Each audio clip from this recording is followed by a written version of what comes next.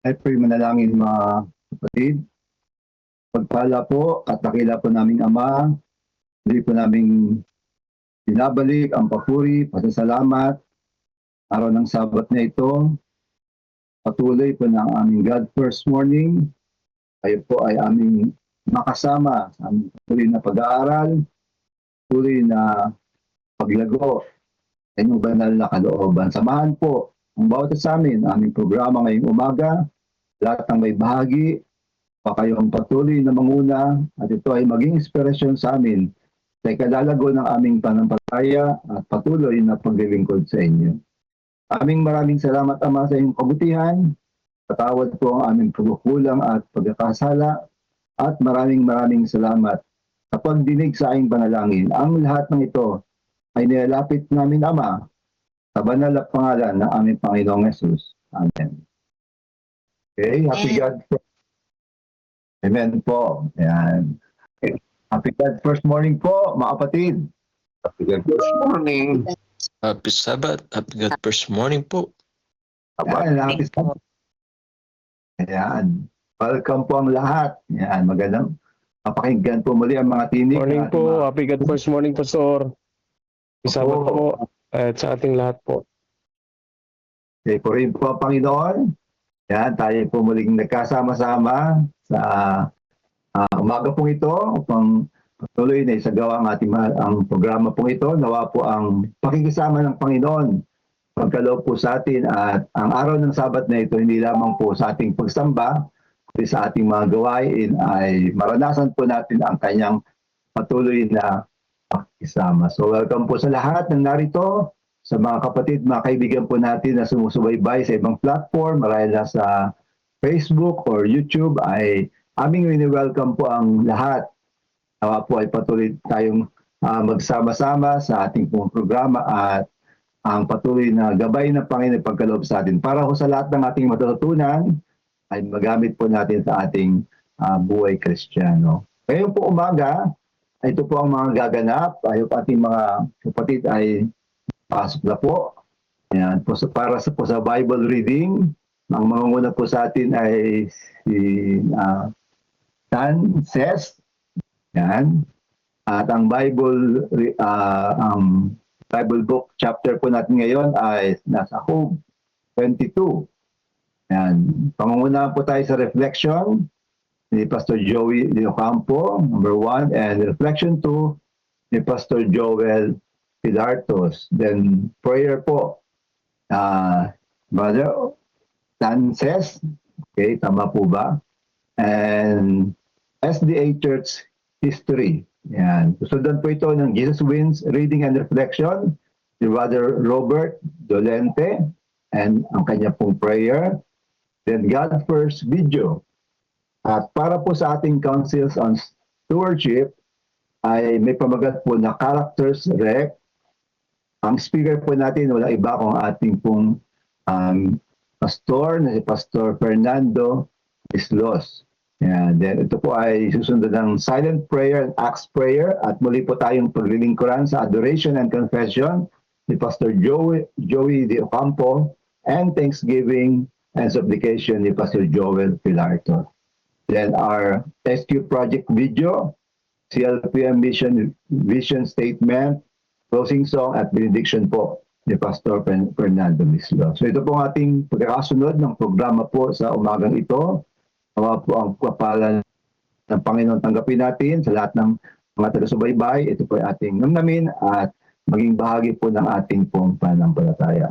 So, welcome po muli ang lahat. Ngayon po, ibigay na po natin ang panahon sa ating pong Bible reading.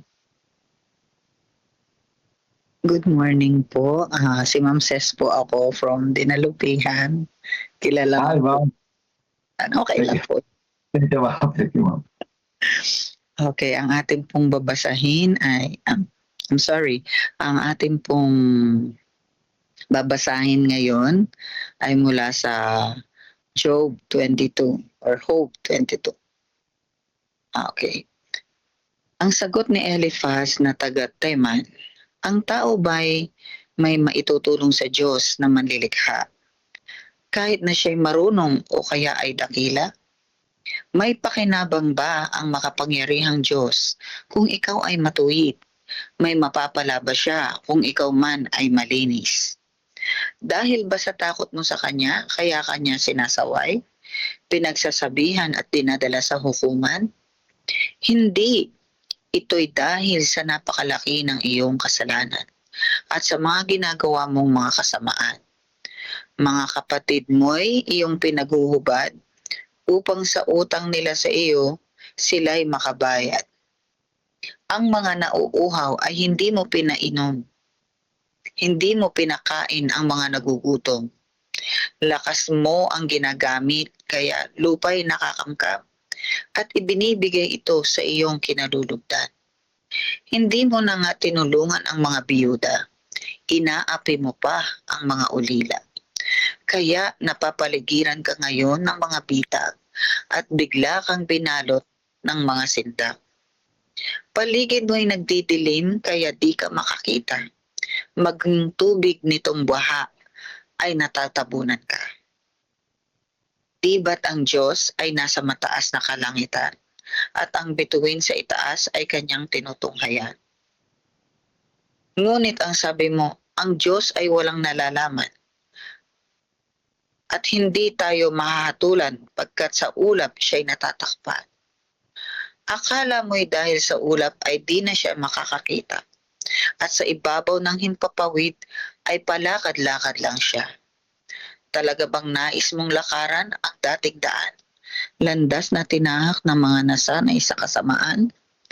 Kahit wala pa sa panahon, sila'y tinatangay na ng baha sapagkat ang kanilang pundasyon ay lubos na nagiba. Sinabi nila sa Diyos na sila'y kanyang layuan at wala naman daw magagawa sa kanila ang Diyos na makapangyarihan. Sa kabila nito, sila pa rin ay pinagpala. Di ko talaga maunawaan ang pag-iisip ng masama. Natutuwa ang matuwid, ang mabuti nagagalak kapag nakikita nilang ang masama'y napapahamak.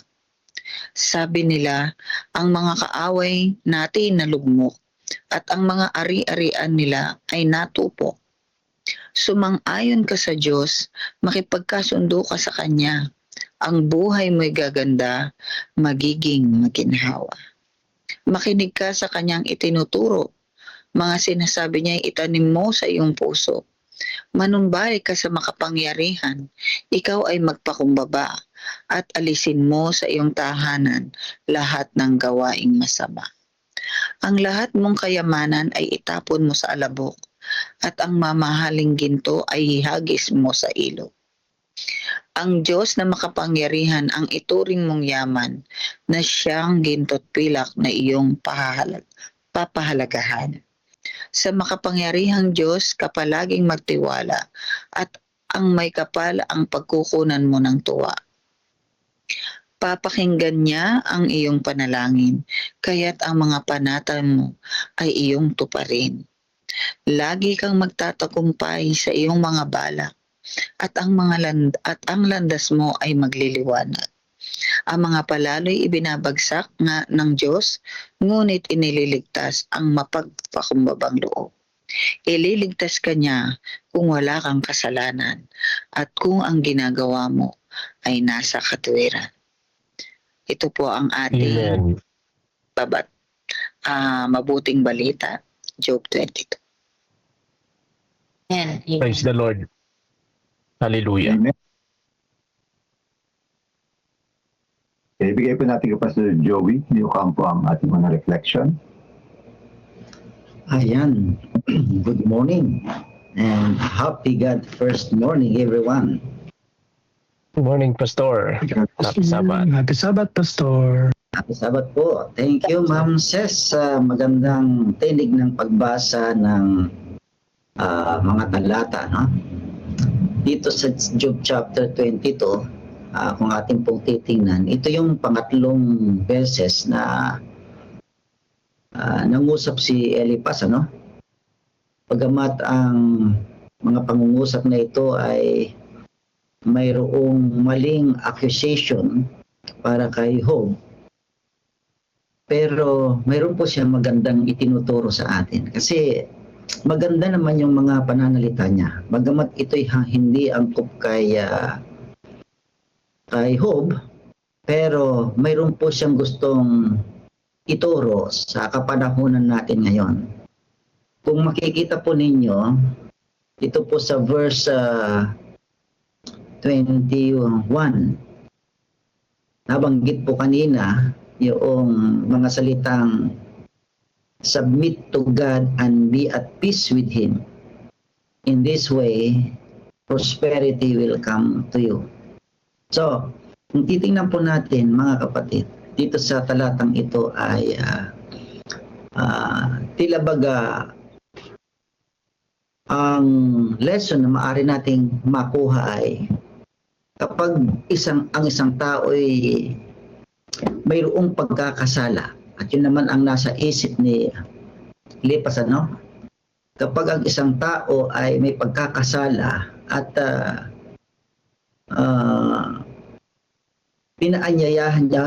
pinaunlakan niya yung paanyaya ng Diyos na manumbalik at isubmit yung kanyang sarili sa Diyos, magkakaroon siya ng kapayapaan. At totoo naman yun. Bagamat mali yung accusation ni Eliphaz kay Job, pero may katotohanan na kapag ang isang taong may kasalanan, hindi panatag ang kanyang kalooban, kapag natutunan niyang manumbalik sa Diyos, ay surely magkakaroon siya ng kapanatagan at kapayapaan.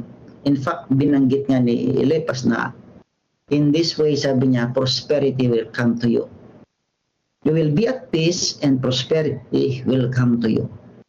So, tayo bilang mga anak ng Diyos, sabi natin hindi tayo perfect, kakamali tayo, nagkakasala tayo, pero yung invitation ng Panginoon hindi nagsasawa, hindi tumitigil na manumbalik tayo sa Kanya.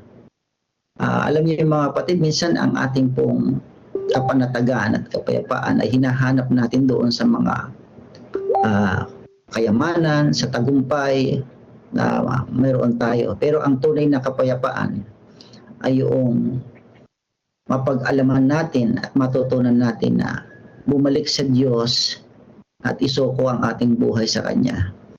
Naalala ko ngayong nasa aklat po ng John, samantalang ang ating Panginoong Hesus ay nakikipag-usap sa kanyang mga alagad sa John chapter 14, ang sabi niya doon ay ang aking kapayapaan ay iniiwan ko sa inyo at aking ibinibigay sa inyo.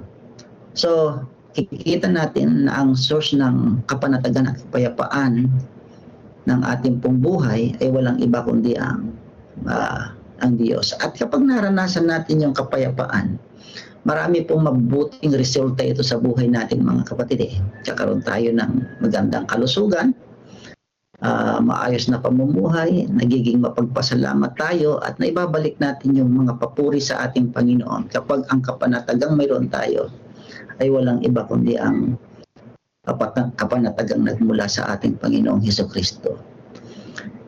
Dito sa verse 22, sangayon sa English translation, binanggit ang ganitong mga salita: accept instruction from His mouth and lay up His words in your heart. Of course, hindi naman suwail si Job, ano? Hindi naman siya matigas ang ulo para hindi sumunod sa tagubilin ng ating Panginoong Diyos. In fact, siya nga ay matuwid sa harapan ng ating Panginoon. At dito, mali yung accusation ni Eliphaz kay Job, pero mayroon siyang magandang mensahe. Accept instruction from His mouth and lay up His words in your heart. So, kung bibigyan po natin ng pagdidiin at application sa ating pong kapanahunan, para bagang sinasabing matutunan nating pagyamanin lagi ang salita ng Diyos ng higit sa lahat ng mga bagay. Ano? Yun ang pinakamaganda. At mapapansin po natin ang banal na kasulatan, maraming mga talatang nagpapatunay na talaga ang salita ng Diyos ay dapat maging kayamanan ng ating pong buhay. Kagaya nga lang po sa Psalm 119 verse 11, binabanggit po doon mga kapatid na Your word I have hidden in my heart that I might not sin against you. So, kapag pinakinggan natin yung instruction ng Panginoon ng higit sa lahat ng mga bagay, ako'y naniniwala mga kapatid, ito po yung pinaka matinding kayamanan na hindi mawawala sa akin. Kaya maganda itong ginagawa natin. Pag-aral, magbasa tayo ng banal na kasulatan, i-memorize natin yung mga talata, pagbubulay-bulayan natin. At the end of the day, ito pa rin ang ating tagumpay mga kapatid sa pakikipagbakang Kristiyano na mayroon tayo. So, accept God's instruction sa buhay po natin. Sa verse 23, mayroon pong maganda ring talata na binanggit dito. Sabi niya, if you return to the Almighty, you will be restored. Okay. Sabi ni Eliphaz kay Job, kung ikaw ay babalik sa makapangyarihan sa lahat, yung mga bukol mo, mawawala yan. Okay. So, kung ating pong titinan mga kapatid, talagang sa harapan ng Diyos ay laging mayroon pong restoration na nangyayari. Mayroong pagpapanumbalik. At ito po ay maliwanag sa kaisipan ni Eliphaz. Okay. Mayroong mangyayaring maganda sa buhay ng isang tao kapag natutunan niyang manumbalik sa Panginoon. At of course, ang panunumbalik sa panahon natin ngayon ay mayroong kinalaman sa kung paano tayo magsisi sa lahat ng ating mga ginagawang pagkakamali. At ito ang nagiging paraan na yung spiritual restoration mangyayari sa buhay natin mga kapatid. Pansinin po ninyo yung prodigal son, ano? Okay, devastated siya dahil hiwalay siya sa ama. Pero when he learned to return to the Lord, to his Father, yung devastated life na meron siya, na-restore muli. Kasi nga, nanumbalik siya sa ating Panginoon. So yung application ko dito mga kapatid, hindi natin maitatanggi na talagang many times we are being devastated by sin, but if we learn to return to the Lord, repent from our sins, there will be an experience for us to be restored once again before the Lord. Kaya nga si Ellen G. White minsan nangusap po siya sa Steps to Christ. Repentance includes sorrow for sin and turning away from it. Sa verse 26 to 30, kikita po natin doon para bagang inaanyayahan na ni Eliphaz si Job na magbigay ka ng papuri sa Diyos sapagkat ang Diyos ang siyang magpapala sa iyo. Lumapit ka sa Kanya, tanggapin mo yung Kanyang mga divine guidance. Ito'y magiging paraan na mararanasan mo yung pagpapala ng Panginoon. Para bagang isuko mo ang buhay mo, ibigay mo ng buong buhay mo sa Kanya. Parang ganun ang pangangaral at sermon ni Eliphaz kay Job. At mararanasan mo na ang Diyos ay nagpapala doon sa mga taong nanunumbalik at nagbabalik loob sa Kanya. So totoo naman mga minamahal na mga kapatid, ano? So hindi natin matatawaran yung pagpapalang ipagkakaloob ng Diyos doon sa mga taong nanunumbalik sa Kanya sapagkat kinalulugdan niya yung mga taong nagpapanumbalik sa Kanya. Kaya nga yun lang yung aking mga simple reflection mula dito sa Job 22. Una ay manumbalik sa Diyos upang maranasan natin yung tunay na ng kapayapaan na nagmumula sa ating Panginoong Hesus. Pangalawa, lagi nating pagyamanin ang salita ng Diyos sa lahat na higit sa lahat ng mga bagay at matutunan nating maranasan natin yung tunay na kahulugan ng pagsisisi upang maranasan natin yung complete restoration na ipagkakaloob sa atin ng Panginoon. At of course, gumawa tayo ng mga bagay na karapat-dapat sa Diyos upang higit nating maranasan yung kanyang pagpapalang nagbibigay sa atin ng katuwaan upang lalo tayong sumamba, lumapit sa Kanya, at laging pahalagahan yung mga divine favor na ginagawa ng Panginoon sa buhay po natin. Happy God first morning po at pagpalain tayo ng ating Panginoon. Amen. Amen. Ito. Amen. Purihin po ang Panginoon. Yan. Bigay po natin kay Pastor Joel Pilartos. Nandiyan na po ba si Pastor Joel?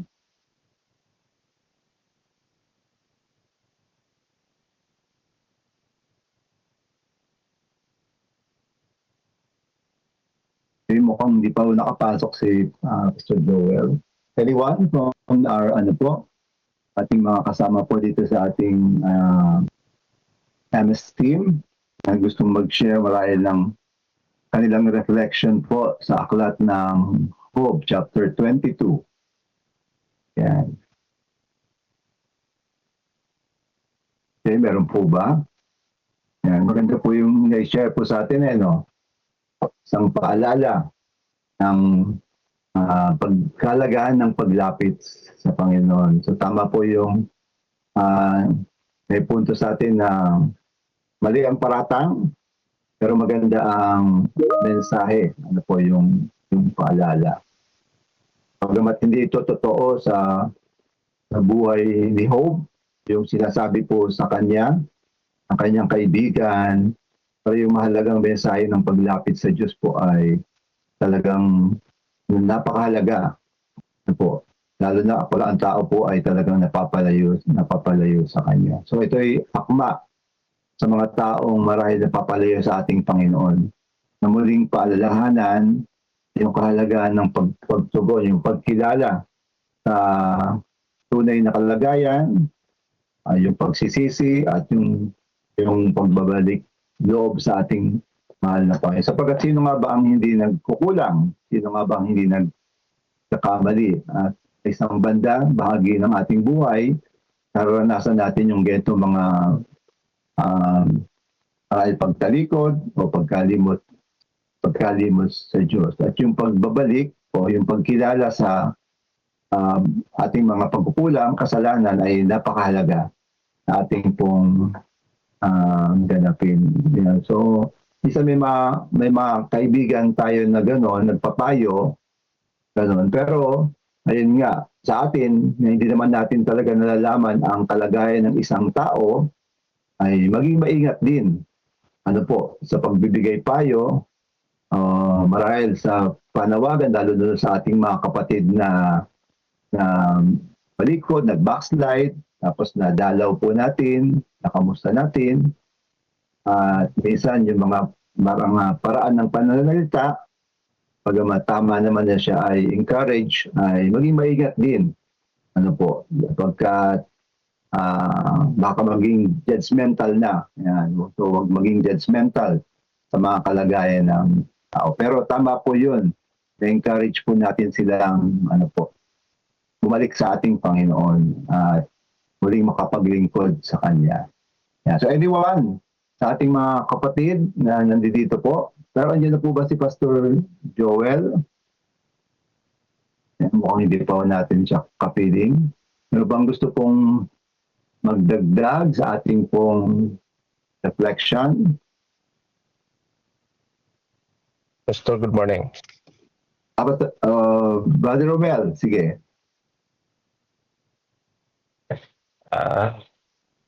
Wala pa ata si Pastor. Share ko rin po yung aking mga nakitang puntos dito po, Pastor. Happy God first morning po sa ating lahat. At happy Sabat po sa ating lahat din po mga kapatid. At sa umagang ito, purihin ng Diyos sa napakaganda na namang mensahe po na ating narinig mula po sa Job chapter 22. Dito mga kapatid, habang pinapakinggan ko si Ma'am Tess, binabasa niya yung mga talata. Kung mapapansin natin mga kapatid, verse 1 hanggang 19, yan po ay mga pangungusap ni Eliphaz mismo sa harapan ni Job. Kung paano niya sinasabi ang mga talata sa kanya na parang bang sinasabi na si Eliphaz ay naging masama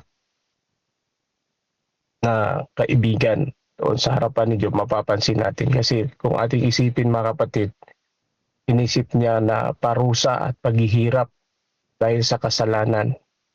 Kaya nakikita ko dyan mga kapatid na huwag tayong manghusga sa ating kapwa sa kabila po ng kanyang mga naranasan na kahirapan.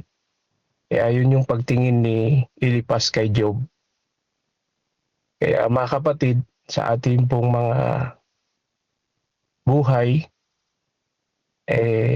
huwag po natin tularan yung ganitong mga pananalita ni Eliphaz kay Job.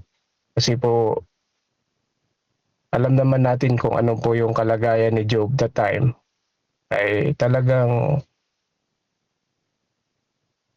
kailangan ni Job yung kanyang mga comforting word mga kapatid. Kaya ganun din po sa ating pong buhay na pag nakapunta tayo sa ating mga kaibigan, sa ating pong mga kapamilya o sa mga tao na ating nakakasalamuha, maganda rin po na tayo po ay siguro makinig, atin pong tingnan ang kanilang kalagayan, at kung mayroon tayong may ambag para sa kanila pong buhay, na ito po ay magbibigay ng lakas, tibay ng loob sa kanilang mga nararanasan na mga kahirapan, dapat po ay maging tayo sa kanila, maging pagpapala. Yun yung kailangan nating gawin sa kanila mga kapatid. Kaya si Job, ganun ang dapat niyang mararanasan that time. Pero hindi po nangyari ang bagay na yun.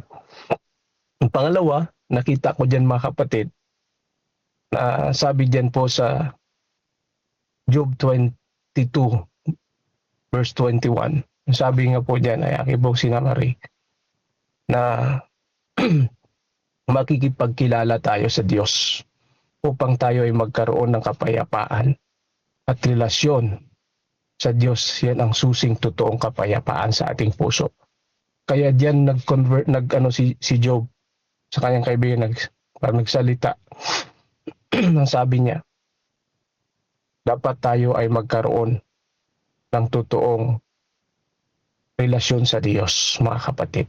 Yan yung susi ng totoong kapayapaan sa ating puso. Yan yung sinasabi ni Job sa kanyang kaibigan. Kaya tayo mga kapatid, lagi nating iisipin na sa kabila noon na mga kahirapan na ating naranasan, ay lagi nating tingnan na ang Diyos po ay mayroong kapayapaan na nais ibigay sa atin. Ano po ba ang ating gawin? Tayo po ay humingi sa Kanya. Kasi po pag tayo ay humingi sa ating Panginoon ng kapayapaan, ay ibibigay niya rin po ito sa atin. Saan tayo makakatagpo mga kapatid ng kapayapaan? Sa pamagitan po ng pagbasa ng kanyang mga salita at sa pagmuni-muni sa ating mga problema na ating naranasan. Iyan po ay isang way kung paano tayo magkaroon ng kapayapaan. Kasi po, kung sa tao lang tayo lalapit, ay maaari na magkaroon din tayo ng comfort, pero pansamandalian lamang mga kapatid. Pero kapag tayo ay lumapit mismo sa Panginoon ng totoo, at ating pong balik ang ating totoong relasyon sa Kanya, ay totoong magkakaroon tayo ng kapayapaan sa ating mga puso. Kaya mga kapatid, sa kabila ng kahirapan, si Job ay laging lumalapit sa Panginoon at lagi siyang humihingi ng kapayapaan sa kanyang puso. At ang relasyon niya ay talagang hindi po natitinag. Yun yung nakita ko po. At ang pangatlo, sabi dyan po sa Job 28, Job 22 verse 28, kung tayo ay magpapahayag ng maganda na may pananampalataya, ito ay mangyayari, mga kapatid. Kaya ang positibong pananaw daw sa Diyos ay nagdadala ng liwanag sa ating buhay. Kaya mga kapatid, si Job, lagi niyang sinasabi yan sa atin na tayo ay maniwala sa kapangyarihan ng salita ng Diyos. Kasi mga kapatid, ang Diyos mismo ang magbibigay sa atin ng totoo na kapanatagan. Yun mga kapatid.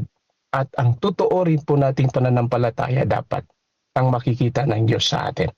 Kasi pag nakita niya yan mga kapatid, siya rin ay magbibigay liwanag sa ating buhay. Kaya nakita natin na si Job po ay binigyan ng Diyos ng totoong liwanag sa kanyang buhay. Pero yun, hindi nakita ng kaibigan niya yun mga kapatid. Ang akala lang nila, si Job. Kaya yan nagkaranas ng ganyan dahil sa kanyang mga ginagawang mga kasalanan. Yun yung paningin ng mga tao sa kanya. Kaya sa ating buhay din mga kapatid, ano man yung tingin ng tao sa atin, ano man po yung kanilang iniisip sa atin, magpatuloy lang po tayo doon po sa liwanag na ating natanggap mula sa Diyos. At ang ating pananampalataya ay dapat maging totoo sa harapan ng Diyos. Kaya gayahin natin po ang buhay ni Job na sa kabila ng kahirapan, siya po ay naging matatag sa kanyang pananampalataya at siya po ay naging liwanag din sa iba po mga tao tulad po ng kanyang kaibigan. Kaya God bless po mga kapatid and happy God first morning sa ating lahat. Amen. Amen. Amen. Thank you, brother. Amen. Okay, dito na po si Pastor Joel. Pastor Joel, kapili ka ba namin?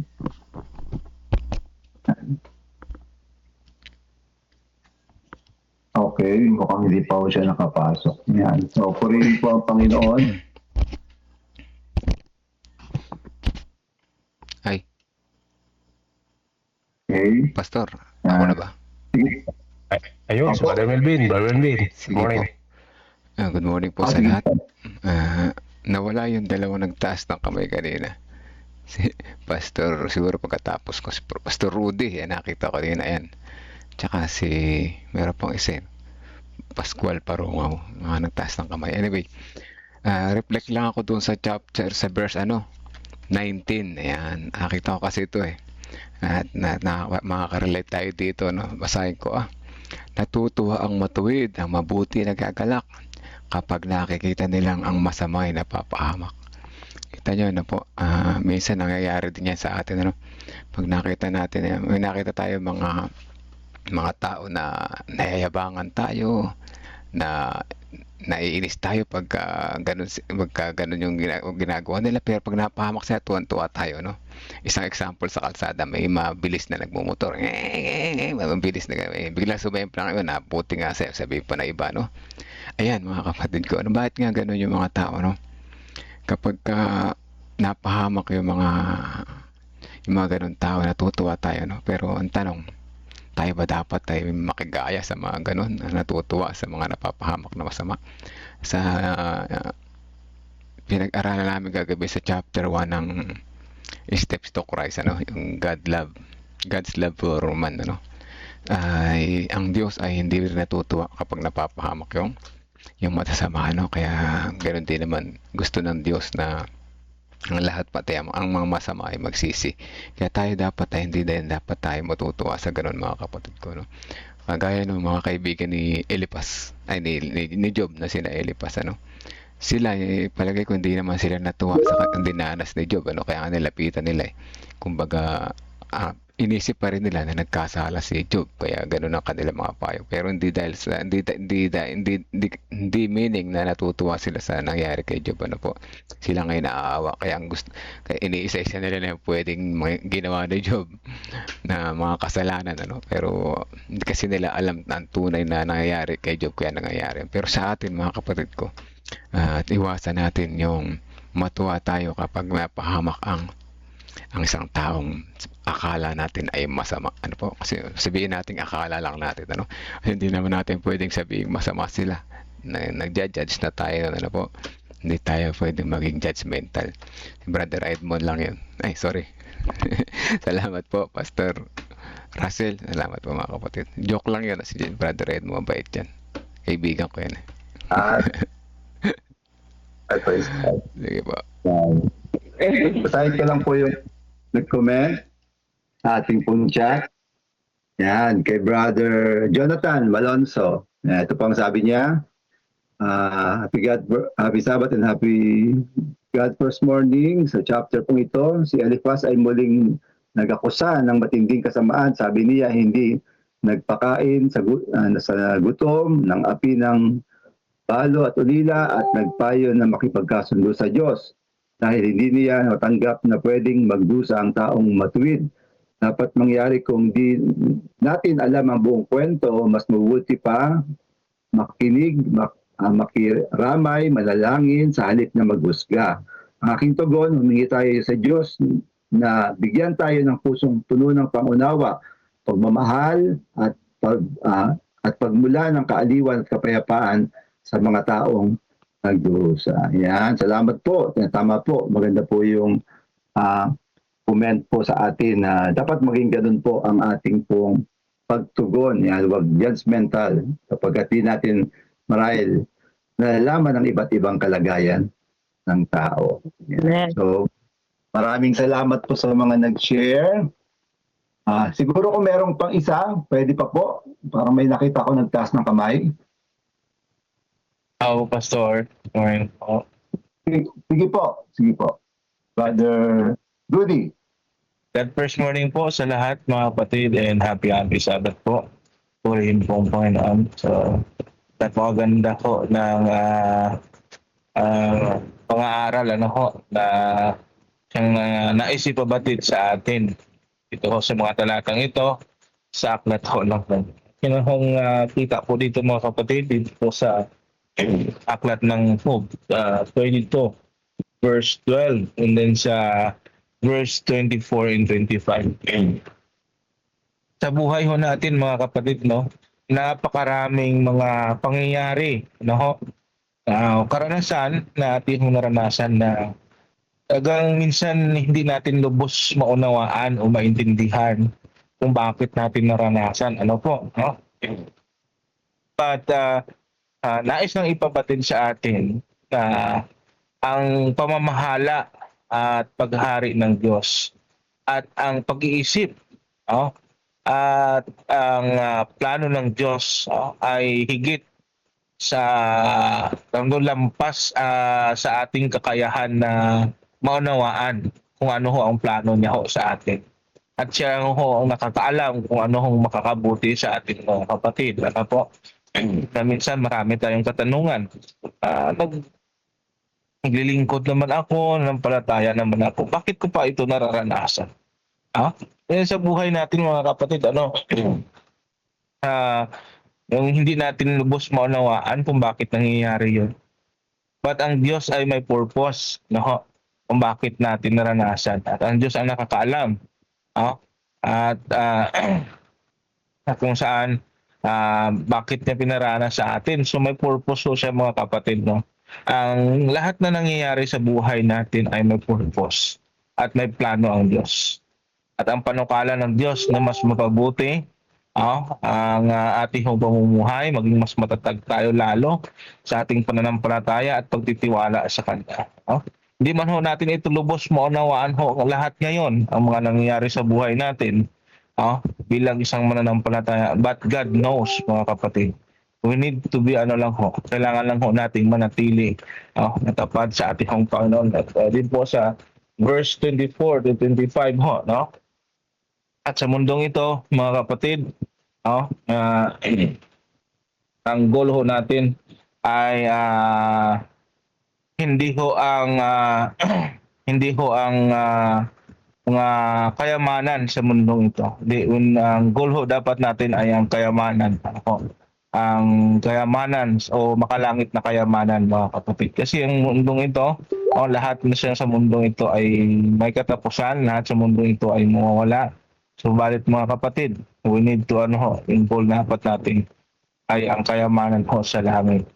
At yun nga, yung tinatawag po natin na pagiging tapat sa ating Panginoon. Ay, siyempre ho, patuloy lang ho tayo mga kapatid. Ano man pong karanasan natin, magtiwala lang ho tayo. Fully trust to God ho mga kapatid, sa kanya hong plano sa buhay natin. At sabi pa nga po, sa Isaiah chapter 55 verse 8. Sabi ko dito sa aklat ng Isaiah chapter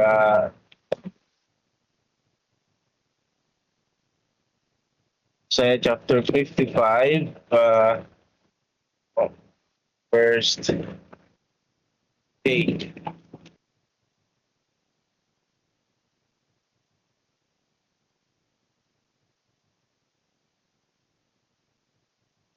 Sabi po dito, sapagkat ang aking mga pag-iisip ay hindi ninyo mga pag-iisip, ni ang inyong mga kaparaanan ay aking mga kaparaanan, sabi ng Panginoon. So kung ano man ho ang nangyayari sa buhay natin, bilang mananampalataya, mga challenges o mga pagsubok na ating naranasan na hindi natin lubos maunawaan, mga kapatid, ang Panginoon ho nakakaalam. Sabi nga po niya sa 29:11 ng Jeremiah, siya ang nakakaalam na kanya hong panukala sa bawat isa ho sa atin para sa sa ikalalagyo natin, at hindi sa ikapapahamak natin, para magkaroon tayo ng pag-asa sa mundo ito, mga kapatid. So napakahalaga ho yun, napakaganda mga kapatid. Ang pamaraan ho ng Diyos, pag-iisip ng Diyos ay higit sa ating kaalaman o kayang intindihin. Siya lang ho nakakaalam, mga kapatid. At ito ho ay may purpose ang Panginoon kung bakit natin naranasan ang lahat ng mga ito, ang mga challenges sa buhay natin. Magtiwala lang ho tayo ng lubusan sa Panginoon. At ang Panginoon ho ang kakalam kung anong makakaproduce. So maraming salamat po sa inyong pagkinig at salamat po, Pastor. God first morning and happy Sabbath po sa lahat. Okay, thank you, Brother Rudy. And po ang Panginoon. And maraming po salamat here at nag-comment, nagbigay ng kanilang reflection. Puri po ang Panginoon. Mag-inspirasyon po sa atin ang mga pag-aaral na ito para mas lalo po tayong maging matatag kung may mga ganitong karanasan. Ibigay na po natin kay Ma'am Ces ang ating prayer. Tayo po'y manalangin. Dakila at mapagpala naming Diyos, salamat po sa umagang ito na kami po ay nakabangon at muli ay nakapag-sharing mula sa talata na aming nabasa. Panginoon, nawa ito ay magsilbing paalaala sa bawat isa sa amin na sa araw-araw na aming pong pamumuhay ay pipiliin namin na laging makikipagkasundo sa inyo at magtitiwala sa inyong karunungan at hindi po sa aming mga sarili. Patuloy niyo po kaming paalalahanan sa araw-araw at sa aming pananampalatayang tinanggap. Higit sa lahat, sa patuloy na aming paglilingkod sa iyo ay palagi rin kaming samahan nang sa ganon ay hindi po ang sarili namin ang aming makikita o ang kakayahan po namin na aming pagtitiwalaan, kundi tanging sa iyo at sa iyo lamang po kami aasa at mabubuhay at lalapit bilang source ng aming kalakasan at karunungan. O Panginoon, kung ano man po ang pagkukulang namin at nakita nyo na nag-fall short kami, tulungan nyo po kami makabangon at makalapit po muli sa inyo at maiwaksi namin ang mga mali naming gawain upang patuloy kaming makapamuhay ng sang-ayon po sa inyong kalooban at pamantayan. Ang lahat po amin dinadalangin, pinapasalamatan na amin pong sinasampalatayanan na aming natanggap na sa pangalan ni Jesus naming tagapagligtas. Amen. Amen. Amen. Amen. Okay, tayo po idadako na sa ating Jesus Wins Reading and Reflection. Pangunahan po tayo ni Brother Robert. Okay, so sorry po. SDA History po. Sige.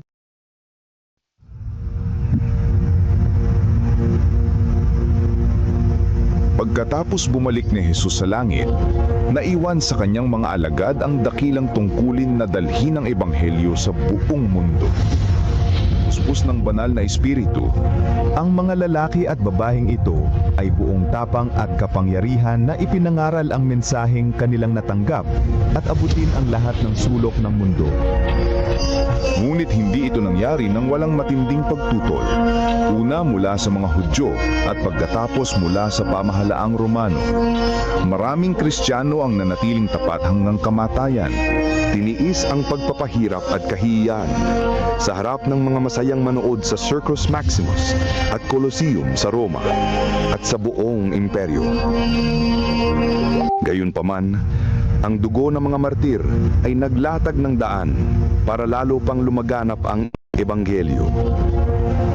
Pagkalipas ng mga taon ng pag-uusig ng mga emperador ng Roma, isang emperador na nagngangalang Constantine ang nagpahayag ng kanyang pagtalima sa Kristyanismo noong 312 AD. Naging tanyag ang Kristyanismo, ngunit kasabay nito ay pumasok din sa simbahan ang maraming paganong kaugalian at simbolo, lalo na sa Roma. Ang obispo ng Roma ay unti-unting nagkaroon ng higit na kapangyarihan at autoridad at nagsimulang tutulan at usigin ang mga taong kumikilala kay Jesus lamang bilang ulo ng iglesia at tumatanggap sa Biblia lamang bilang pinakamataas na pamantayan ng katotohanan. Upang makatakas sa lumalalang pag-uusig, ang tunay na bayan ng Diyos ay umatras patungo sa mga liblib na lugar ng Europa. Sa hilagang Italia, ang mga Waldenses ay nagtago sa mga kabundukan. Marami ang pinatay ngunit patuloy na nagningning ang liwanag sa kadiliman sapagkat ang Diyos ay nananatiling may kontrol. Siya ay nagbangon ng mga lalaking tulad nina Wycliffe, Hus, Tyndale, Luther, Calvin at Zwingli upang tumindig para sa katotohanan. Ipinaglaban nila ang Biblia lamang, pananampalataya lamang, at si Kristo lamang. Noong 1798, sa katuparan ng propesiya sa aklat ni Daniel, ang kapangyarihang panrelihiyon at pangpolitika ng simbahang Romano ay pansamantalang nabawasan nang alisin ni General Berthier si Pope Pius VI sa kanyang trono.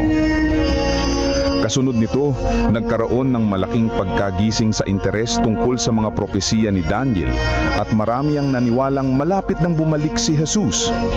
Sa Estados Unidos, pinangunahan ng Baptist preacher na si William Miller kasamang daang-daang ibang tagapangaral ang pagtuturo tungkol sa pagbabalik ni Kristo noong 1844.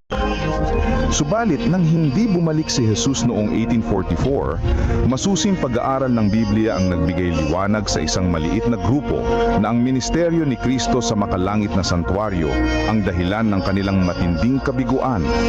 Natuklasan nila sa Biblia na ang ikapitong araw ay Sabat na itinalaga ni Jesus para sa kanyang bayan.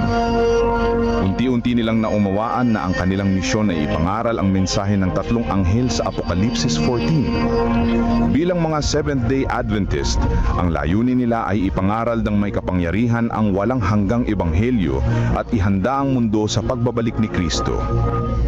Mahigit sa 160 years na ang lumipas, mga taong dumaan sa dalawang World War, maraming kampanyang militar, mga krisis sa ekonomiya, ang pagtaas ng ateismo at sekularismo at pagdami ng populasyon ng mundo. Dumami rin ang mga natural na kalamidad na pabalik-balik at lumalala. Sa panahong ito, ang misyon at mensahe ng iglesia ay mas may kabuluhan at mas agaran kaysa dati. Si Jesus ay malapit nang dumating at ang mundo ay dapat na maihanda. Maghanda sa pagsalubong sa Diyos. Amen. Praise the Lord. Amen. Ibigay po natin na panahon kay Brother Robert Dulente, Jesus Wins Reading and Reflection. Happy God first morning mga kapatid at happy Sabbath po. Para po sa pagpatuloy ng po Para po sa pagpatuloy ng atin pong pag-aaral ng salita ng Panginoon, atin pong pagbulay-bulayan ang aklat po ng Jesus Wins na may pamagat ang kanyang pagpapatawad. Ayon po sa Matthew 18:27, dahil sa habag ng Panginoon sa aliping iyon, siya ay pinalaya at pinatawad sa kanyang utang. Ang lalaking iyon ay si Oscar Groening, ang dating SS Sergeant na kilala bilang tagapag-ingat ng aklatan ng Auschwitz, na inakusahan at kalaunan ay napatunayang nagkasala. Ang pagiging kasangkot sa pagpatay ng 300,000 na tao. Ang babae ay si Eva Kor, isang 81 taong gulang na Hungarian Jew na nakaligtas sa kampo kung saan ang kanyang ina, ama, at dalawang nakakatandang kapatid ay lahat pinatay sa pamagitan ng gas. Ipinaliwanag niya kung bakit sa kabila ng pagtutol mula sa ibang mga nakaligtas sa Holocaust, nagpasya siyang patawarin siya. Bakit ba nakaligtas kung ang tanging nais mo ay maging malungkot, galit at nasasaktan? Sabi niya. Napakalayo niyan sa kung sino ako. Pinatawad niya siya ng utang na hindi niya kailanman kayang bayaran. Sa talakayan tungkol sa komunidad ng kaharian, ayon sa Matthew 18, lumapit si Pedro kay Jesus upang malaman kung gaano karaming beses dapat magpatawad. Hanggang 7, tanong niya sa talata 21. Itinaguyod ng mga rabay mapagbigay ng 3 beses. Sumagot si Jesus, hanggang sa maka-70, talata 22. Ang punto ni Jesus ay hindi upang bilangin ang 490 beses, kundi upang magmungkahi na walang limitasyon at masiglang pagpatawad. Pagkatapos ay nagsalaysay siya ng talinghaga na may 2 bahagi. Ang pangalawa sa mga ito ay susuriin natin bukas. Inihambing ni Jesus ang kaharian ng langit sa isang hari na tumawag sa kanyang mga alipin upang ayusin ang kanilang mga tala. Isang alipin na may utang na 10,000 talento. Ang salitang Grego na morion ay maaari ring mga hulugang higit sa bilang. Ito ay napakalaking utang, katumbas ng bilyon-bilyong dolyar ngayon. Paano nakapasok ang isang alipin sa ganitong utang? Ito ay pinaniniwalaang kaugnay sa mga alipin na nangungulikta ng buwis ng lupain at dapat dalhin ang makita sa hari.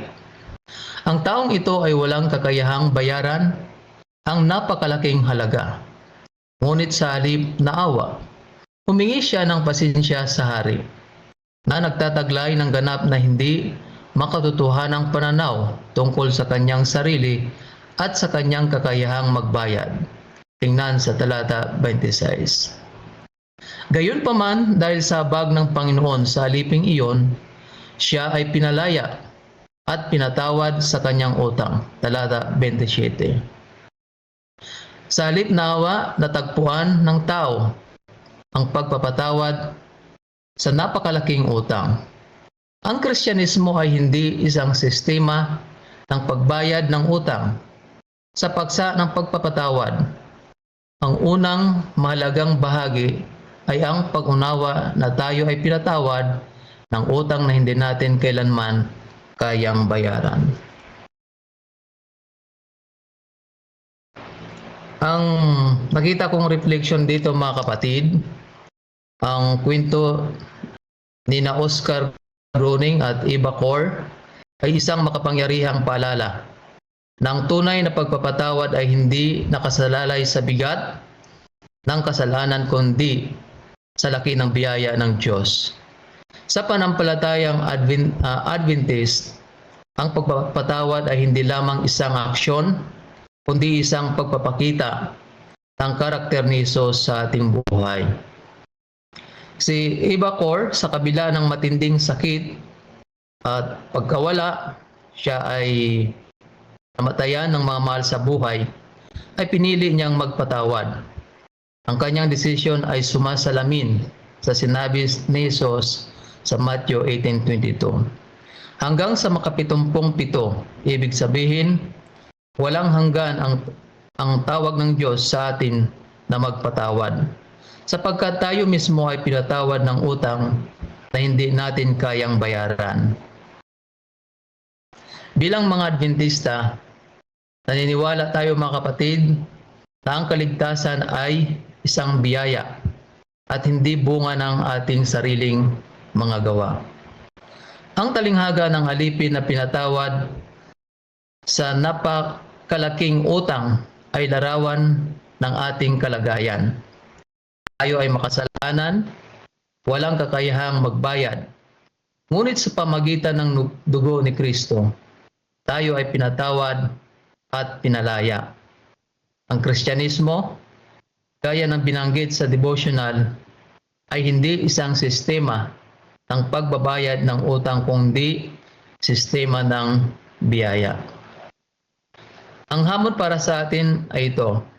Kung tayo ay pinatawad ng Diyos sa utang na hindi natin kayang bayaran, paano natin maipakita ang parehong habag sa ating mga kapwa? Ang pagpatawad ay hindi nangangahulugang paglimot, kundi pagpili na huwag hayaang ang galit at sakit ang naghari sa ating mga puso. Para po sa ating mga personal na pagninilay mga kapatid, may tatlong bagay na namahalagang atin pong tandaan. Ang pagkilala sa biyaya, na ang ating buhay ay patunay na tayo ay pinatawad ng ating Panginoon. Pangalawa, ang pagpapatawad sa atin pong mga kapwa.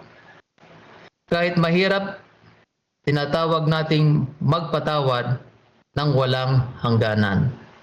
Pangatlo, pagpapakita ng karakter ni Kristo. Sa ating mga pamilya, trabaho, at maging sa komunidad, ang pagpapatawad ay maging tanda na ng ating pananampalataya sa Panginoon. Sa pagtatapos, ang pagpapatawad ay hindi kahinaan, kundi lakas na nagmumula sa Diyos. Tulad sa sinabi ni Mrs. White, the exercise of force is contrary to the principles of God's government. He desires only the service of love. Ang tunay na kalayaan ay matatagpuan sa puso na marunong magpatawad. Muli mga kapatid, happy God first morning at happy Sabbath. Amen. Amen. Okay, maraming po pagdaan, Brother Robert, sa panalangin. Tayo po ay manalangin mga kapatid. Mahabagin at mapagmahal naming Diyos, kami ay lumalapit sa inyo na may pusong puno ng pasalamat. Salamat sa iyong walang hanggang biyaya na nagbibigay sa amin ng kapatawaran sa utang na hindi namin kayang bayaran. Tulad ng alipin sa talinghaga, kami ay walang kakayahan, ngunit sa iyong habag, kami iyong pinalaya, Panginoon. Panginoon, sa panahon ngayon na puno ng kaguluhan at alitan, turuan mo kaming maging mga tagapagdala ng kapayapaan sa gitna ng galit, pagkawatak-watak at kawalan ng tiwala sa lipunan. Ipakita mo po sa amin, Panginoon, ang tunay na lakas ay nasa pagpapatawad. Tulad ni Ibacor na pinili na magpatawad sa kabila ng matinding sakit, naway piliin din namin ang daan ng biyaya kaysa daan ng galit. Sa aming mga pamilya, komunidad, at maging sa simbahan, naway makita ang liwanag ng iyong karakter. Sa bawat hindi pagkaunawaan, sa bawat sugatang damdamin, at sa bawat kasalanang nagdulot ng sakit, turuan mo kaming magpatawad na walang hanggan, gaya ng aming Panginoong Hesukristo na Kanya pong itunuro sa amin. Panginoon, sa kasalukuyang panahon, nakaranas kami ng mga krisis at kawalan ng katiyakan. Palakasin niyo po ang aming pananampalataya. Huwag mo po kaming hayaang mabagabag, kundi ipalalamus sa amin na kami ay ligtas sa iyong mga pangako. Naway ang aming buhay ay maging patutuo na iyong biyaya at kapatawaran upang ang iba ay makita ang pag-asa mula sa aming Panginoong Hesus. Ito ang aming dalangin sa pangalan ng aming Panginoong Hesus na aming pong tagapagligtas. Amen. Amen. Amen.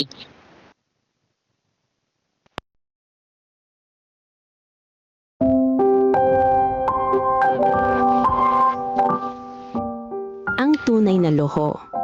Ang pinakamahalagang luho ay ang pagbibigay. July 18, Offertory Reading.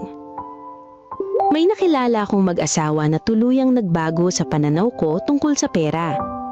Mayroon silang mga successful na negosyo pero hindi sila nagtatrabaho para lang yumaman. Pinapatakbo nila ang kanilang mga negosyo para sa Diyos. Sa paglipas ng panahon, nagkaroon ako ng pagkakataong makita ang kanilang financial records at makatulong sa pag-organize ng kanilang mga kumpanya at charitable foundations. Doon ko nakita ang isang bagay na talagang tumatak sa akin. Ang buhay nila ay nakasentro sa 2 Corinthians 8:9. Naniniwala sila na lahat ng mayroon sila ay pag-aari ng Diyos. Kahit mayaman sila, hindi nila ipinagyayabang ang kanilang kayamanan. Simple lang ang kanilang pamumuhay, komportable pero hindi maluho. Hindi sila gumagastos para lang magpasikat. Para sa kanila, ang bawat piso ay dapat magbigay ng kaluwalhatian sa Diyos. Isang araw, napansin kong muli na pinili na naman niya ang mas murang opsyon kahit kaya naman niyang bumili ng mas mahal at mas maganda. Kaya tinanong ko siya, "Tay, bakit hindi ninyo i-enjoy ang mas magarang lifestyle? Bakit hindi ninyo gastusin ang pera ninyo para sa sarili ninyo?" Ngumiti siya at sinabi ang isang sagot na kailanman ay hindi ko malilimutan. Charity is our luxury. Ang pagbibigay ang tunay naming luho. Doon ko naunawaan na ang pinakamalaking kasiyangan nila ay hindi ang pagbili ng mamahaling bagay para sa kanilang sarili, kung hindi ang pagbibigay para sa gawain ng Diyos at sa pagtulong sa kapwa. Panawagan. Ngayon, habang ibinabalik natin ang ating mga ikapo at ibinibigay ang mga pangakong handog, pag-isipan natin ang mga biyayang ipinagkaloob sa atin ng Diyos.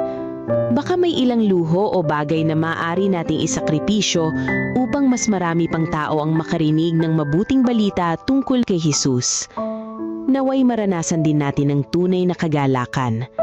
Ang kagalakan na nagmumula sa pagbibigay.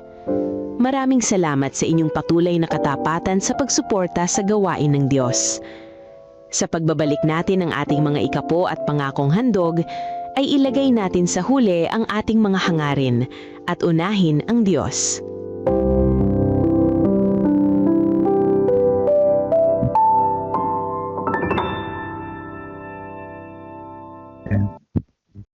Amen. May bigay na. Amen. Bigay po natin ang panahon para po sa ating Council of Stewardship. Pangunahan po tayo ni Pastor Fernando Isno. Or Happy God First Morning po. Ang babasahin po natin ngayon sa Council on Stewardship ay nasa page 339 po. Character Rick. Ito pong wika. Ang kamatayan, nagdadamit na parang nagmula sa langit, ay nag-aabang sa landas ng mga kabataan. Ang kasalanan ay pinapakinang at pinagmumukhang banal sa pamamagitan ng kabanalan ng simbahan. Ang iba't ibang uri ng libangan o amusement sa mga simbahan sa ating panahon ay sumisira sa libu-libong katauhan na sanay na natiling matuwid at naging tunay na mga tagasunod ni Kristo Maraming mga karakter ang nawasak dahil sa mga makabagong church festivals and theatrical performances. Libo-libo pa ang nawawasak, gayunman hindi pa rin namamalayan ng marami ang panganib at ang kakilakilabot na bunga nito. So dito po sa isinulat ni Ellen G. White na ito, ang context niya po ay winawarningan niya po ang mga kabataan. Hindi lang siyempre mga kabataan, tayong lahat, anuman po ang ating status ng edad, ay winawarningan niya tayo sa worldly amusement at saka entertainment na kung saan ay nakasira ng Christian character at pinapahina ang pagiging faithful steward. So sa context po na ito mga kapatid ay noong kapanahonan ni Ellen G. White ay also yung theatrical performances yung sa mga stage. Ganun naman noong unang panahon na walang TV. So ganun yung uso noon na pang-aliw. At yung para kumita ng pera ay magkakaroon ng parang perya sa church, ganon. At mayroong mga festival na ginagawa o di kaya yung mga pang-aliw na concert na kung saan ay hindi religious. Kaya nga noong panahon nila ay para magkaroon sila ng entertainment or during minsan sa crusade nila ay nag-i-invite sila ng mga non-believers na mga singers, ganon, para pumunta yung mga tao. Ganon yung kanilang ginagawa noon, no? Para maaliw at makadala ng mga makikinig. May mga parties and fashionable entertainments nung kapanahon nila at mayroong mga tinatawag na lotteries. So ayan yung naging topic kahapon, ano, na mayroong mga parables para mainganyo yung yung mga tagapakinig. At mayroong sayawan at mayroong mga paglalaro ng mga baraha. So ayun yung konteksto po noong kapanahunan ni Ellen G. White. So dito po sa page na ito, 339, ay hindi lamang tungkol sa mga libangan. Ito ay tungkol din naman sa pagiging mabuting katiwala ng ating karakter. So karakter po yung pinakasentro po dito, sapagkat ang karakter ang pinakamahalagang ipinagkatiwala sa atin ng Panginoon habang tayo ay nabubuhay at naglilingkod sa Kanya. Ang isang mabuting katiwala ay iniingatan yung kanyang karakter, na kung saan yung karakter na ito ay nakakaapekto sa bawat taong ating nakakasalamuha, at yung karakter na ito ay magiging impluwensya upang makapagdala tayo sa paanan ng Panginoon ng mga kaluluwa, o di kaya yung karakter na ito ay magiging dahilan na kay Kristo ay mapalayo. So dapat nating ingatan yung ating karakter na magiging mabuting impluwensya at hindi maging masamang impluwensya. Sapagkat ang karakter na pinagkatiwala sa atin ng Panginoon ay isang banal na karakter, hindi lamang salapi, hindi lamang ari-arian, hindi lamang mga talento ang ipinagkatiwala sa atin ng Panginoon, kundi higit sa lahat ang ipinagkatiwala sa atin ng Panginoon ay ang ating mga puso, ang ating mga isipan, at yung ating karakter na nakikita sa atin. Dapat nating pangalagaan araw-araw sapagkat ito ang dadalhin natin sa walang hanggan, yung karakter na ito. Kaya nga dito ay binibigyan tayo ng babala ni Ellen G. White na kung saan ay sa panahon natin ay maraming mga libangan, maraming mga impluwensya sa labas at loob ng church na kung saan ay makaka-impluwensya ito sa ating mga karakter, at dapat nating ingatan ng ating mga sarili na nawa ay mahubog ito ayon sa kalooban ng ating Panginoong Hesus, sapagkat ang karakter ito yung dadalhin natin para sa buhay na walang hanggan. At ang Ang sinasabi nga ni Ellen G. White, may mga sinasabi niya na ang pinakamahalagang kayamanan na pinagkatiwala sa atin ng Diyos ay hindi lamang salapi, kundi ang karakter na sa bawat desisyon natin sa araw-araw ay maaring magtayo o sumira tayo ng ating karakter at ng karakter ng iba, kaya't maging tapat tayong makakatiwala ng ating buhay, isip at puso hanggang sa pagbabalik ng ating Panginoong Hesus. Kaya nga sa pamamagitan ng biyaya, kapangyarihan ng ating mahal na Diyos, ang ating nawang mga karakter ay maging mabuting impluwensya para ang mga taong ating nakasalamuha ay lumapit sa ating Panginoon. Na ang ating mga karakter ay maging way para ito ay maging, yung mga taong ating nakasalamuha ay sumamba sa ating Panginoon. At ma-imitate nila yung karakter na naayon sa kalooban ng ating Panginoon. Kaya nga po ngayong pong umaga ay hilingin natin sa ating mahal na Diyos na bigyan niya tayo ng faithful na pagiging katiwala at tulungan niya tayo na ma-preserve ang ating mga karakter hanggang sa pagbabalik ng ating Panginoong Hesus sa magitan ng tulong at kapangyarihan ng Santong Espiritu.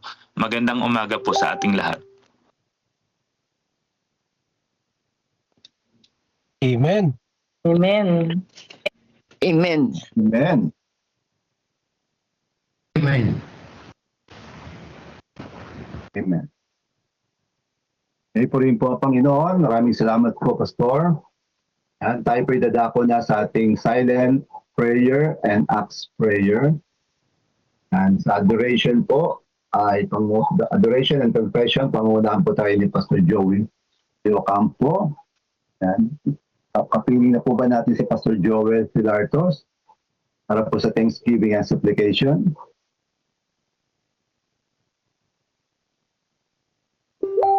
Okay, mukhang hindi po siya naka-join. And so,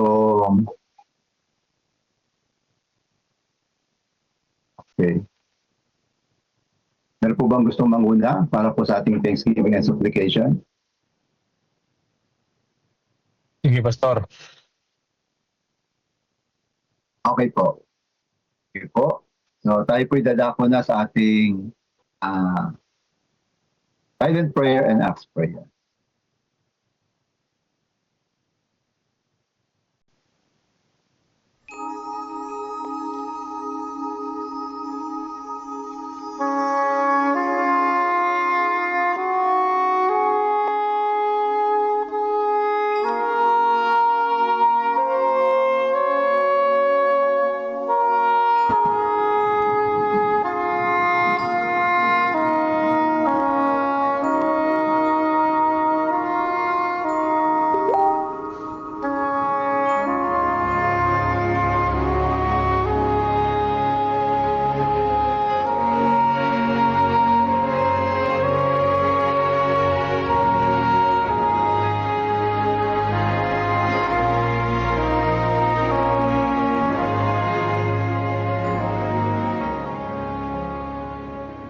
Panginoon naming Diyos na ang tahanay nasa mga langit, kami po ay labis na nagpupuri at nagpapasalamat sa kabutihan po ninyo sa amin. Lumipas po ang magdamag, naranasan po namin ang inyo pong pamamatnubay sa amin pong pagtulog. At iningatan po ninyo kami sa anumang kapahamakan. At higit sa lahat, ginising po ninyo kami na taglay ang buhay, kalusugan, upang amin pong hugulin ang buhay na ito at lakas na sambahin kayo sa araw ng Sabat. Amin din po kayong pinupuri sa isang pagkakataong inyo pong ipinagkaloob sa amin na kami inyong mga anak ay magkasama-sama upang makapag-aral ng inyong pong mga salita. Mula rito ay hahango ng aming pong kalakasan at mga katotohanang maging inspirasyon po namin sa bawat araw ng aming pong buhay at paglilingkod sa inyo. Marami kayong mga bagay na ginawa sa amin na pagka minsan ay hindi po namin maintindihan. Ngunit ang tangi lamang po namin magagawa ay magbalik papuri at pagsamba sa inyo. Mga unexpected things na nagiging kamanghaan para sa amin na inyo pong ginagawa. At ang amin pong naibabalik mula rito, Panginoon, ay ang amin pong mga labing punong-puno ng pagsamba at pasasalamat sa inyo. Sa kabila po ng inyo pong kagandahang loob at kabutihan sa buhay po namin, marami ring pagkakataon, dakilang Ama, na nakakagawa kami ng pagkakamali, kasalanan sa inyo pong banal na harapan. Nakakalimutan namin kayo. Nakakaligtaan namin na mayroon kaming Panginoong Diyos na dapat parangalaan at higit sa lahat ay sa alang-alang na hindi sana makatagpo sa amin ng kasalanan at mga pagkakamali. Ganun pa man, Panginoon naming Diyos, hayag nga po sa inyo pong paningin na kami po ay nakakasalangsang sa inyo pong banal na kalooban. Ngunit sa pagkakataong ito, isang karapatan bilang inyo pong mga anak na lumapit sa inyo at hilingin muli ang pagpapatawad. Panginoon naming Diyos, patawarin po ninyo kami. Linisin po ninyo kami sa aming pong mga pagkakamali at pagsalangsang. Linisin po ninyo ang aming pong karumihan upang ang aming pong buhay ay muling maging karapat-dapat sa inyo.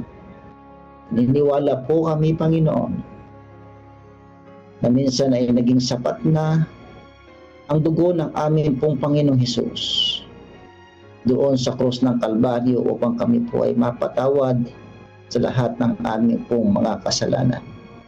At minsan pa, Panginoon, pahalagahan po namin ito sa mga oras na ito ng pagpapatawad mo ninyo ay laan sa lahat ng panahon. Salamat po, pinatawad ninyo kami ngayon sa pangalan ni Jesus. Amen.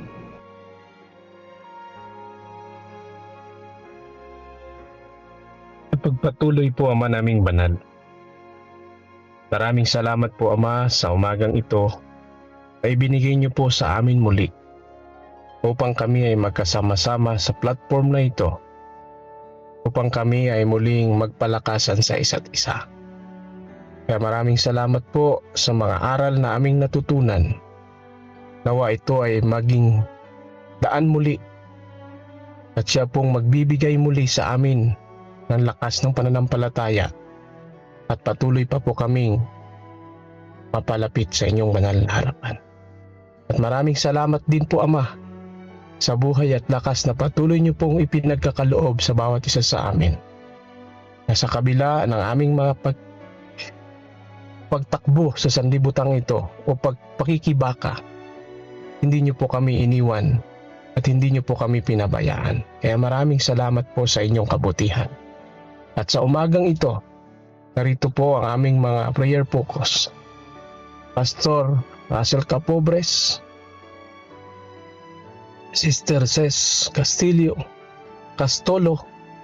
Pastor Joey de Ocampo, Brother Robert Dolante, Pastor Fernando Mislos. Ama, narito po ang inyong mga lingkod sa umagang ito na inyong ginamit para sila po ay manguna sa programang ito. Nawa, Ama, ipatuloy niyo po pagpalain ang bawat pamilya na naglingkod sa umagang ito. Nawa, inyo silang ingatan palagi, inyo silang bigyan ng magandang kalusugan. at inyo pa po silang bigyan ng katalinuhan na magmumula sa inyo. At gamitin po silang maging epektibo sa inyo pong banal na gawain. At nawa, Ama, huwag niyo silang pagkukulangin sa kanila pong mga pangailangan. Para sila po ay patuloy na maging daluyan ng pagpapala sa lahat po ng mga taong nakapaligid sa kanila. At meron din po aming pinapanalangin ang aming po daily spiritual empowerment, God First Morning and Missional Evening. Patuloy nawa ninyong pagpalain ito, Ama. Marami pang mga tao ang makarinig at sila din po ay mabigyan ng pag-asa sa pamagitan nito. At sa lahat ng mga kapatid na lagi narito upang ibahagi ang kanilang mga talento. Lalo tigit ang mga media teams, inyong pong pagpalain ng kanilang pong pamilya, Ama. Para patuloy din po silang magamit po sa inyong gawain. Huwag niyo nawang hayaan silang makaranas ng karamdaman o anumang uri ng problema. Tulungan sila sa kanila pong mga buhay at patuloy na pagpalain, Ama. At yun din po sa aming lahat na narito bilang kapatid. Inyo kaming pagpalain, bigyan kami ng pusong handa laging makinig na inyong mga salita at handa rin pong sumunod sa inyong kalooban. At narito din po ang aming pong mga prayer pa na ilapit sa inyo. Ang aming pong CLPM, Headquarters Project, Every Family a Builder. Tulungan nawa, Ama, ang bawat pamilya na aming pong kinabibilangan. Naway magkaroon kami ng pusong masaya, pusong totoo na tutulong po sa inyong gawain. At huwag nyo nawang hayaan na kami po ay magkaroon ng kaisipang mga pag-aagam-agam o pagdadalawang isip sa pagtulong sa inyong gawain. Kundi lalo nyo pa po kaming pasaganain kung kami po ay totoong tutulong sa inyo pong gawain. Kasi alam namin, Ama, na ang taong patuloy na naging daluyan ng pagpapala ay lalo din pong makakatanggap pa ng mga pagpapala na mula sa inyo. Kaya, Ama, ang headquarters na ito nawa ay magkaroon ito ng totoong pagtutulungan para po maitayo ang inyong bantayog para kaming lahat ay patuloy pa pong makapaglingkod habang kami ay nag-aantay sa inyong ikalawang pagdating. Pagpalain po ang programang ito. At meron din po amin pong pinapanalangin ang gawain sa Disaster Church Training of Trainers sa Pantabangan, Nueva Ecija na ngayon po ay kasulukuyang ginagawa. Ama, pangunahan po ang lahat na inyo pong ginagamit na tagapagsalita at sa lahat niya nawang sasabihin. Ito ay maging maganda sa lahat po na nakikinig. At ito po ay magamit lalo tigit sa mga bagay na hindi po namin inaasahan. Kaya po ang lahat ng mga kapatid na naroon ngayon, patuloy niyo po silang pagpalain. Pangunahan po ang kanilang mga puso, ang kanilang kaisipan, naway maging kasang-ayon lamang sa inyong kalooban. At ganoon din po, Ama, amin pong pinapanalangin ang evangelism with PAPCO sa Pasong Bangkal, San Ildefonso.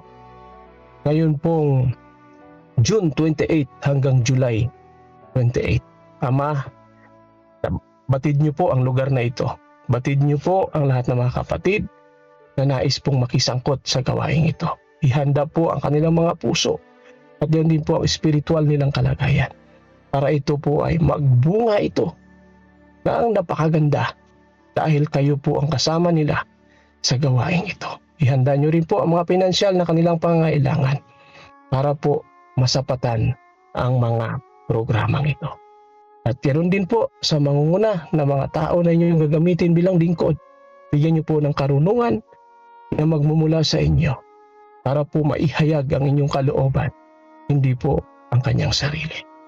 At ganoon din po amin po nga pinapanalangin ang gawain po sa Iba Zambales Medical Mission and Evangelism is coming July 19 hanggang 25. Inyo rin po nawang pagpalain ito, Ama. Lahat ng mga tao na naroon, lahat po ng mga kapatid na mag-participate sa gawain ito. inyo nawa sila rin pong lukuban ng inyong Holy Spirit. At sa lahat ng mga tao na kanila pong mapaglingkuran, naway maging pagpapala po ito sa kanila. At ang lahat din po ng mga taong pupunta doon ay maging safe at makatanggap ng totoong pagkalinga mula sa inyo. Ganoon din po ang mga doctors na inyong gagamitin. Bigyan po sila ng talento na magmumula sa inyo. Para po mapaglingkuran nila ang mga kapatid at kababayan namin sa lugar na iyon. At sila po ay magkaroon ng kasiyahan na ito ay mula sa inyo. At meron din po aming pinapanalangin ang prayer focus for comforting, ang pakikiramay sa buong pamilya at mga kaibigan ni Brother Christopher Odonio, ang kanyang asawa na namatay, Panginoon, sa isa pong aksidente. Maaari po ba, Ama, na inyo pong iparanas sa kanilang buong pamilya, ang inyo pong mapagpalang kamay, inyo po silang dampian, Ama, tabihan sa kanilang pong kalungkutan na ito. Itong kapatid namin ay aking pong nakita totoo sa kanilang kalagayan noon na kami nakapunta sa kanilang lugar. Ito ay totoong naglilingkod sa inyong banal na harapan. Maaari po ba na i-comfort niyo po ang kanilang mga anak? Sir Brother Chris, Ama, siya po ay nagpapagaling sa hospital. Bigyan niyo siya, Ama, ng pag-asa na magmumula sa inyo. Nagtiwala sa inyo, Ama, sa kabila po ng ganitong karanasan. Naway maranasan niyo po ang kapayapaan sa kanyang puso sa pamagitan po ninyo at ang Holy Spirit na palaging makipag-usap sa kanya, Ma. Ang lahat ng bagay ay mayroon pong mga dahilan at kayo lamang ang nakakaalam, Ama, nito. Kaya kung kayo man po ay darating, nawa ang pamilyang ito ay inyo pong buhayin muli para sila po ay magkita-kita yan sa langit na bayan. At yan din po aming pinapanalangin na aming mga kapatid na mayroon pong makahilingan sa kalusugan. Yan din po sa espiritual na kalagayan. Narito po si Elijah Manalos, Lori La Chica, Jerry De La Cruz, Wilfrido Nepomuceno, Marcos Espirito, Aida Santos, Daniel Salvador, Aurea Galang, Charlie Manukay, Winnie Katubay, Gloria Archita, Willie Cochico, Marlita Fernandez, June Lilis, Kyrie Rupenta, Eliseo Gugulang, Anruping Manubat. Ama, narito po lahat ng inyong mga kapatid. Totoo na kayo ay totoong kapatid nila, na siya pong naglikha sa kanila, Ama. At maaari po ba, Ama, na sa mga oras na ito ay inyo po silang lapian na inyo pong pagpapagaling na kamay at totoong makapag-comfort sa kanila. Sa mga oras na ito ay kailangan nila ng inyo pong pakikisama. Inyo silang tulungan, Ama, sa kanilang kalagayan. Tulungan sila sa kanila pong karamdaman. Nawa, inyo silang tulungan na sila po ay gumaling. Gamitin niyo po ang mga doktor na maging instrumento sa kanila, na ito po ay makatulong sa kanila pong pagre-recover. At yan din po sa mga medicine na kanilang iniinom. Nawa ito'y maging mabisa sa tulong po ninyo. Para silang lahat ay gumaling. At yan din po, Ama, patuloy niyo pong pagpalain ng lahat nilang pamilya na tumutulong sa kanila sa kabila ng kanitong karanasan. Naway maranasan ng kanilang pamilya na ang lakas sa kanilang pong pag-comfort sa kanilang pamilya na may sakit ay totoong manggagaling sa inyo at ito ay mararanasan ng kanilang kaibigan o kapamilya, Ama. At yan din po, Ama, inyo silang palakasin sa kanilang pong pananampalataya na lagi lamang magtiwala sa inyo. Lagi lamang sundin ang inyong kalooban at lagi pong manghawak sa inyo pong pinangako na anuman ang aming danasin sa mundong ito mayroong Diyos na siya kayang magpagligtas sa anumang uri ng kahirapan na amin pong nararanasan. Kaya matulungan silang lahat na sila po ay gumaling, sila po ay lumakas sa kanilang pananampalataya. Kung inyo pang loobin na sila po ay ibalik ang kanilang dating lakas, sila pa po ay lalong magpagamit, lalo pa pong ibahagi ang inyong kabutihan sa kanilang buhay. Kaya Ama, nawa ito ay maranasan ng lahat naming mga kapatid na ito. At ganoon din po Ama, aming pinapanalangin ang lahat na narito sa platform na ito. Inyong pagpalain ng bawat pamilya na aming kinabibilangan. Nawa sa araw ng Sabat na ito, inyong ipadama sa amin na kayo ang Diyos na siya na namang magbigay sa amin ng totoong comfort, makapagpahinga kami sa aming lahat naming ginawa, lahat naming mga kahirapan. Dahil sa araw ng Sabat na ito, kami ay magsasamba at magpupuri sa aming Diyos na buhay na siya pong totoo naming manlalalang. Kaya Ama, ang araw na ito naway maging puno ito ng kagalakan at ito ay totoong maliligayahan kami kung susundin lang namin ang inyong kalooban at totoong kami ay susuko sa inyo. Kaya matulungan ang bawat isang pamilya namin na maglalakbay kung saan man kami tutungo na maging safe ang aming paglalakbay at kami ay sama-sama na magpuri sa inyo pong mga simbahan. Ama, happy Sabat sa inyong lahat kasama ang aming Panginoong Jesus at sa lahat ng mga kapatid na narito. God bless. And God be with us. In Jesus' name I pray. Amen. Amen. Amen. Amen. Amen.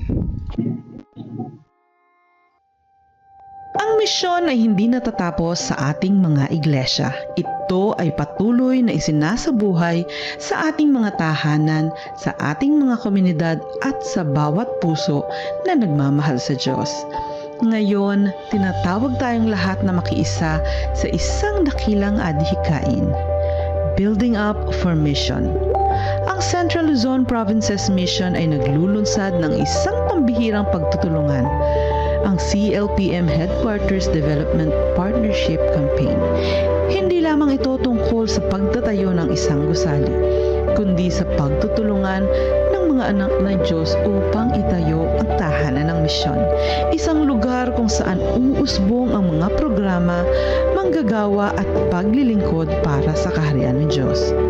Sa ilalim ng unang pamamaraan na tatawaging 5,000 Families for the Mission Home, inaanyayahan ang bawat pamilya na maging katuwang sa gawaing ito bilang isang Mission Home partner. Layunin nating magkaisa bilang isang malaking pamilya sa pananampalataya. 5,000 pamilya na magpapahayag ng pagsuporta sa pamamagitan ng 1,000 piso bawat buwan sa loob ng isang taon. Ang bawat pamilya ay maaaring makibahagi sa iba't ibang paraan. Una, sa tithes and offering envelope na ilalagay sa others bilang CLPM Headquarters Project. Sa bank deposit o CLPM online giving, at ikatlo sa payroll deduction para sa mga CLPM workers na nais ding maging kabahagi sa programang ito. Ang mahalaga ay sama-samang paglahok dahil sa Diyos, bawat pamilya ay mahalaga. Bilang pagkilala, ang bawat Mission Home Partner ay tatanggap ng Mission Home Partner Plaque at ang kanilang mga pangalan ay itatala sa Wall of Faith ng bagong CLPM Headquarters. Ang mga iglesyang magpapakita ng lubos na pakikibahagi ay kikilalanin bilang Faith Builder Churches. Sa bawat quarter tayo ay magtitipon sa pasasalamat upang ipagdiwang ang mga kwento ng pananampalataya sa mga panalangin ng pag-asa at ang kabutihang ginawa ng Diyos sa ating kalagitnaan. Ito ay higit pa sa proyekto.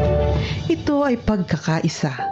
Higit pa sa kontribusyon, ito ay partnership sa misyon ng Diyos. Building up for mission, every family a builder.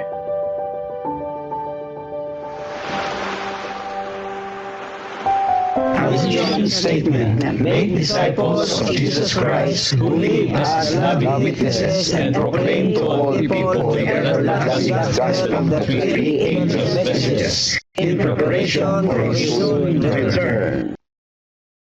Our method, guided by the Bible and the Holy Spirit, central to God's mission, pursue his mission through Christ-like living, communicating, discipling, teaching, healing, and serving. I envision every church a missional church. I am missional. I think, I talk, I act, I plan, I live to move forward God's mission. CLPM, we will go. Put God first and you will never be last.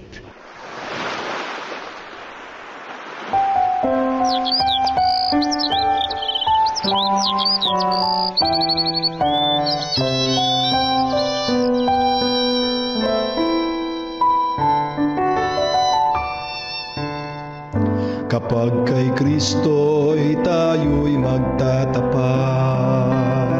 sa lahat ng bagay ay magiging sapat. Sa bawat oras namang patnubay, tiyak na kakamtin walang hanggang buhay. Ang Diyos ay nangako sa mga taong tapat, sa lahat ng bagay ay magiging sapat. Atin siyang purihin sa lahat ng oras, awit ng pagluwalhati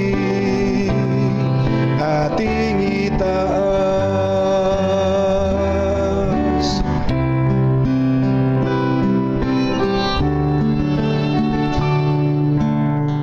Si Kristo ang ating gawing Panginoon, puso't isip sa Kanya ituon.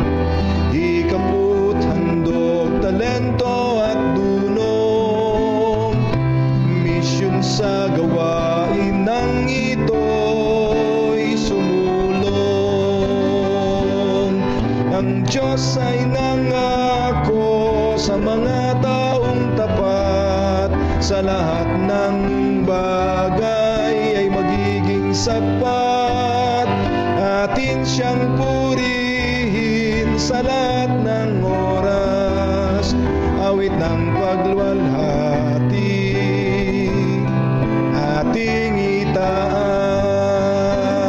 itaas.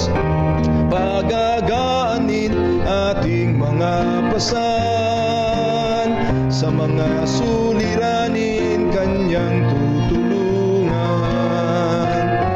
Magtiwala tayo't Siya ang tawagan, tunay na ligaya ay makakamtan. Ang Diyos ay nangako sa mga taong tapat, sa lahat ng bagay ay magiging sapat. Atin siyang purihin sa lahat ng oras, awit ng pagluwalhati ating itaas. Papuri't luwalhati sa Kanya